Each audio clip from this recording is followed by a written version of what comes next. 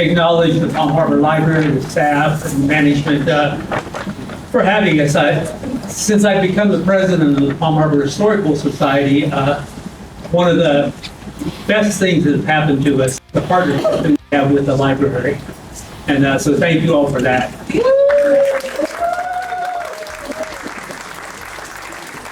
And I realize it makes sense because we have a common purpose, a common mission, because we are both storehouses of stories. The library is filled with stories, be they fiction or biography or history. And as I thought about it, I realized that, every article, every artifact that we have at the museum tells a story. Now, you might wonder why we're all here tonight, aside from the fact that you want wine, champagne, and birthday cake.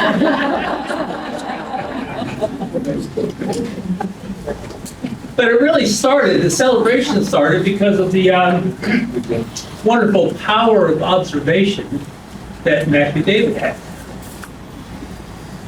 Being a librarian, he happened to notice that in one of the letters, on one of the letters, I should say, was the statement that at midnight, July 14th of 1825, the name Sutherland was changing to Palm Harbor. By the way, the footnote said, and I don't like it. I'm not sure whose letter it was, but I'm pretty sure it was one. So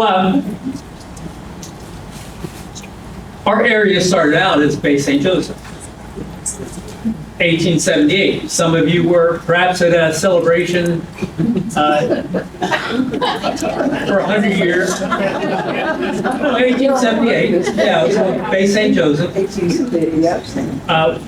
Was started basically because of the library that J.C. Craver started, the post office. Excuse me.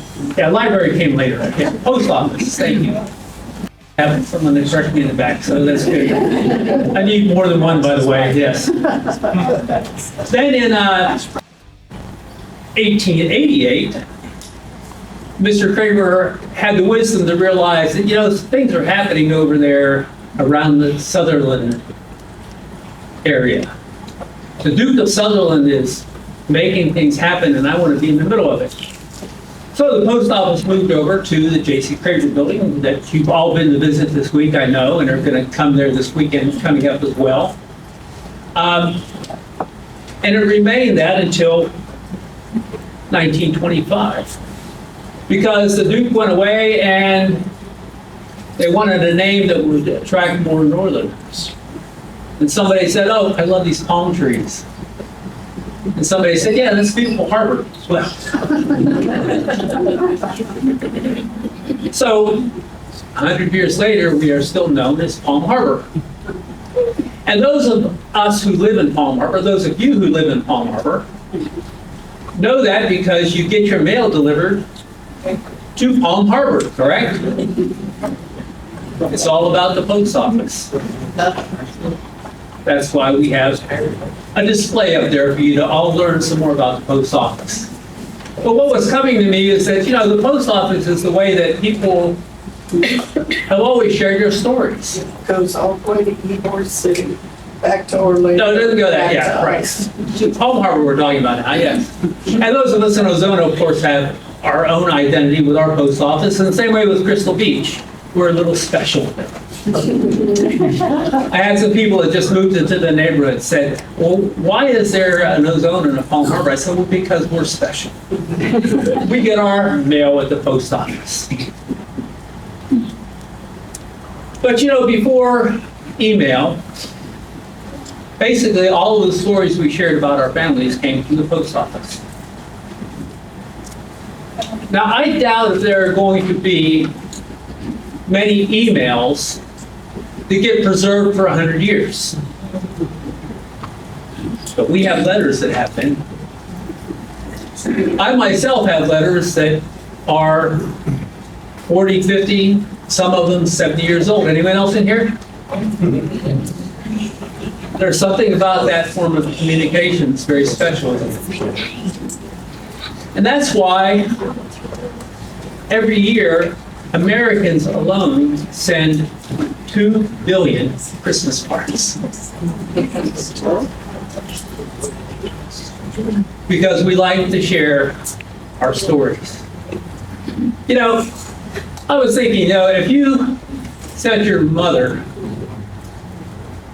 an electronic Mother's Day card, she probably would not be happy. What'd you get your mom for Mother's Day? Oh, it's Janet Lawson electronic card. No. No, families want to have that personal touch because every family has a story and every family member has a story. And that's why we're here.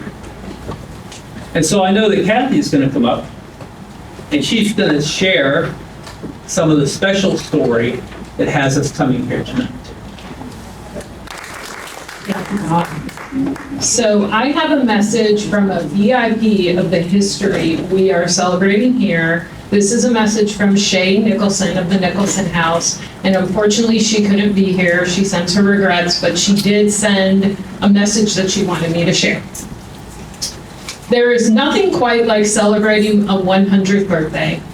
Our family's participation in Palm Harbor's history began when our grandfather, James H. Nicholson, Papa Nick, was hired to be the executive manager for the Coleman Brothers Palm Harbor Development Company. By 1925, Papa Nick built our home, a Spanish colonial revival, at 1105 Columbia Avenue, and moved his family by train from Buffalo, New York, complete with Lee, the family horse. It had been home to the Nicholson family it has been home to the Nicholson family ever since. In 1929, the Depression found Papa Nick selling and delivering heavy-duty motor oil in glass containers with spill-proof metal pour spouts to make ends meet. But one day, my grandmother, Florence, came home from a local hair salon with a cuticle stick, handed the stick to her husband and said, "You can make these." The seed was planted. Papa Nick invented and patented the necessary machinery, built the mill behind the Nicholson house on New York Avenue between 11th and 12th Streets, and by 1933 opened Nicholson Manufacturing. The wood of choice was orange wood, a durable wood with a soft buttery color and fine straight grain, readily available at the time due to phosphate mining. Our father, John K. Nicholson, eventually diversified from cuticle sticks to making tools used in fabricating electronic products and equipment repair for companies such as General Electric, AT&T, Raytheon, and Sperry. Nicholson Manufacturing was in operation from its founding in 1933 until our father's death in 1982 at the age of 62. Our dad used to say, "One town, one family, and one community in togetherness." Can't say it any better than that, right?